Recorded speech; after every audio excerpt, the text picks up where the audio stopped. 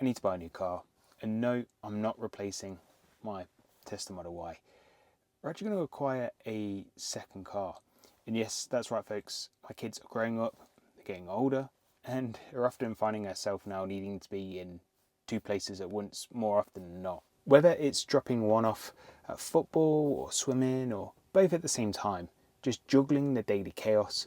We've managed on one car for quite some time, but now is the time a second set of wheels is becoming essential. And since EVs are the most cost efficient and reliable cars to run, you know I'm eyeing up something electric that fits the bill without breaking the bank. Now, this isn't going to be a Sun Funday car. I'm sorry for that folks, but hold up, this isn't just any car hunt.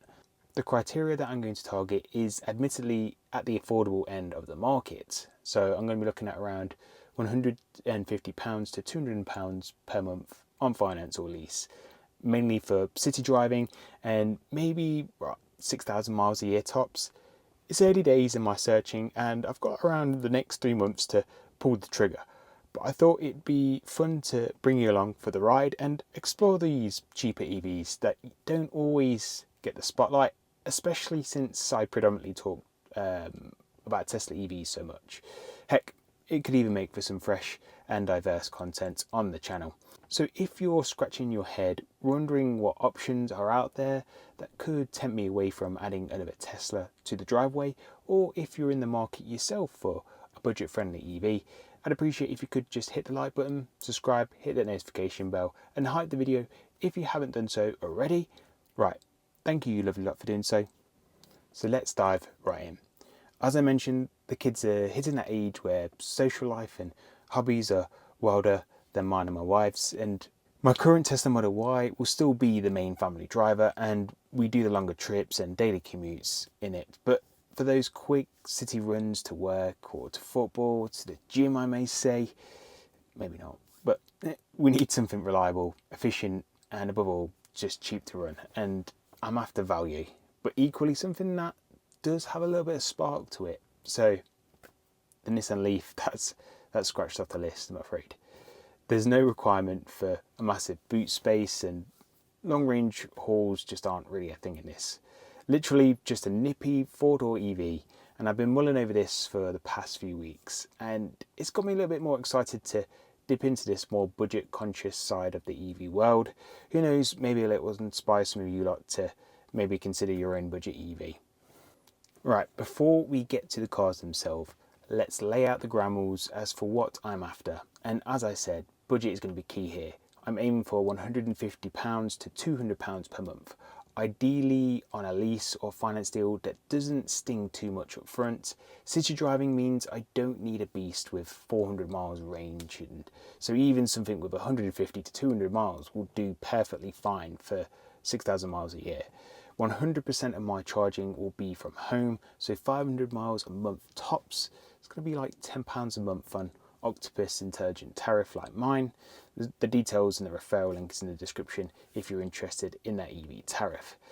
The car will have to be practical enough for kids, and so that means no Citroen Amis or whatever it's called, the electric bikes things. Not for me, sorry. Equally, it'd be cool to have something that's pretty fun to drive if possible, for which the Renault 5 has caught my eye for that, but something electric to keep these costs down. I'm not anti-petrol, I just see electric cars as just being more reliable, less servicing requirements, and the fuel savings are going to be huge for this type of vehicle, especially at city driving. EVs are just in its prime window for maximum efficiency during that city driving phase. Sadly, EVs are charged VED tax, but that's also partly the reason why I'm also monitoring the leasing sites, as they generally bake in that vehicle excise duty into the leases. And I've been scouting deals online, and it's pretty wild how competitive things are getting in the UK EV market right now. There was a banger of a lease deal on a Ford Puma E not too long ago, and I'll share that later. In hindsight, I actually really should have jumped on that deal at that time. Other notable needs and wants are decent safety needs, decent tech, just a bit of style wouldn't go amiss either. After all, it has to feel just a step up from just a pure basic runaround. First up on my shortlist is the Nio Firefly. Shouldn't really be there as it's not even available, but man, I like this one a lot. It's got that sleek, futuristic vibe and some clever tech inside. It does remind me of a classic small hatchback car that I grew up around when I was a kid, but it's got that Tesla-like minimalised interior that I'd be super familiar with a Honda E-like look that's probably underappreciated. Beyond visual comforts, it should be pretty nippy and it'll have 200 plus miles of range, but here's the kicker. It's not available in the UK yet. Nio's been testing it in Europe, and with their right-hand drive plans, it could land here soon, but right now it's literally just a waiting game. If it hits with a lease around my budget, it could be tempting, but for now, it's more of a what if that has me keeping an eye on Nio's announcements. And if you haven't seen it, I highly recommend that you do take a look at their websites and some hand-done videos on YouTube, and you'll see why I do have a wandering eye on it. Moving on to the deal that got away. This one got me seriously hyped about the Ford Puma E. Now, it's the electric version of the super popular Ford crossover that tends to trade places with the Tesla Model Y in UK sales charts. And it's bigger than a compact car, and it's more of a small SUV type style that we do tend to see now as a small car. It's going to be compact enough though, but also roomy enough for family errands, and supposedly it's quite fun to drive and typical Ford build quality. But what really caught my eye was a super attractive deal back in September. £139 deposit and £139 a month it was. In 2025 and 2026, that's tremendous value. I mean, folks, especially when you factor in that the car tax that should be bedded in within the lease deal, £10 per month home charging. I think the insurance worked out at like £30 per month. I even think the servicing interval was on a year 2 cycle. So at the end of the term, that would have been. So the cost, the economics of it all, for the space as well that it had to offer was just simply wild. This setup just keeps the monthly outgoings low while giving you the brand new car with the warranty peace of mind that it has to offer. Ranges, I think, between 200 and 250 miles as well, and that's going to be well within my requirements. Ford even knocked together something that they call a mega box in the boot for extra storage that I saw, and if deals like that pop up again, this could be for sure a front runner for me. Moving on to something a bit more playful, the Renault 5. Now, I really do dig this retro-inspired electric hatch. Generally, just looks like a blast to drive. Compact, pretty cheeky design that pretty harks back to a classic, but packed with some modern EV tech, sprinkles some iconic French flair, preppy motor for some city fun. Range should be solid for this segment, around 200 miles again, but on the downside, the deposit requirements do seem a little higher than usual to get it in the good monthly repayment range of my £150 to £200 sweet spot. I've seen deals creeping over £200 per month with bigger upfront deposits, which does make me stop and pause. Still, if you're after personality over pure practicality, this could be it. If you've driven one before, I'd love to hear what your thoughts were on it. Now, I can't talk enough about budget EVs without shouting out a couple of other gems that I've seen.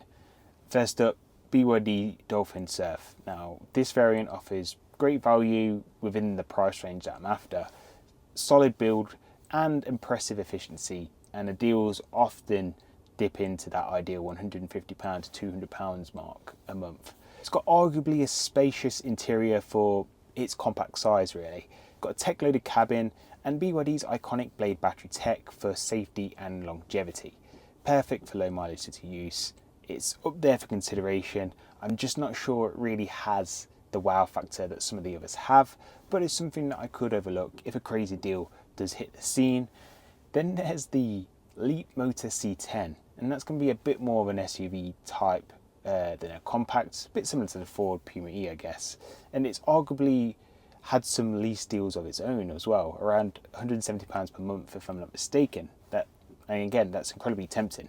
For the size, the spec that you get, and the interior, it really has a more premium-like feel for the money that you're actually spending on it. The one thing though that does get me with this is that I keep wanting to call it Leapfrog rather than Leapmotor. It's just a simple slip of the tongue from the days of the kiddos, I guess. I just can't help but say it. It's really not your everyday reason not to opt for a car. On a more serious note, these two particularly highlight the value that Chinese brands are actually bringing to the UK and Europe, particularly as they can hit these vital price points without skimming too much in the specs that consumers they really want. So before I conclude on my thoughts, you might be thinking, why not go used? And I am still absolutely considering it. There's a ton of variety out there. There's the Renault Zoes that are reasonably priced, or those super efficient VW Ups and Seat Me electrics. You can snag one of them for 7,000 to 8,000, and they're dirt cheap to run with tiny batteries, low maintenance. But honestly, I've never dabbled in the used EV market. Battery degradation doesn't really put me off at all. It's just the unknown of any hidden faults that need fixing if it's out of warranty. Do I value the cost savings though it would bring over potential hassle? Maybe. I just know there's less to go wrong on an EV, so that's in its favour, but the desire of a newer car, just having the warranty, is just super convenient. Peace of mind. I'm not just going to pick up the tab if there is something that does go wrong with a used vehicle. Plus, when focusing on the numbers alone, if you find something truly special and then you crunch those numbers, a super attractive new lease deal like that Ford Puma E deal at £139 deposit and £139 per month ends up being cost effective overall, especially with zero worries. You get that new car smell, peace of mind. That's kind of the battle that I face when I start looking at Auto Trader at the moment. To conclude, there is one more thing, a wild card. That is the Tesla Model 3 Standard. Now, if it releases in the UK anytime soon, fingers crossed it does, with the same affordable tweaks in the US, I might consider stretching the budget if the finance offers line up. And having owned both the Model 3 and the Model Y, I can wholeheartedly trust that what it has to offer. The Model 3 Standard is still it's proper quick and would actually have more range than my Model Y rear-wheel drive at the moment. On reflection, even the standard model just has way more spec for an entry-level vehicle. And if you're interested, you can look at the video in the top right-hand corner of the screen now if you do want a full breakdown on it. Yes, I would spend more on it, but could the extra cash for the same ecosystem and autopilot, is that actually just going to be worth it? Yes, in my eyes, but the devil is still going to be in the detail of what offer is at play. I still don't think it would beat that £139 deposit and £139 per month for Puma E. Overall, it's still early days in my second car hunt, and I generally want your opinion on what you think, what to look out for, and if you've driven any of these cars discussed today. Options like the Ford Puma E, the Renault 5, the BYD Dolphin Surf and Leapmotor C10 are making the cheaper EV market look mighty appealing. The Nio Firefly is a bit of a tease for an imminent future, and while used cars are still tempting me, the new leases that you can get today just seem to have a mental advantage in my mind in this low mileage circumstance. It will be fun exploring this side of things on the channel over the coming weeks. Who knows what deals will pop up in the next 3 months. So what do you think about these budget EVs? Are you eyeing a second car too, or have you got any recommendations? Please do let me know in the comment section below. Don't forget to check out the links in the video description for Tesla accessory deals that I've got. Don't forget to like, subscribe and to hype the video if you haven't already. You folks have been great, and I'll see you in the next one.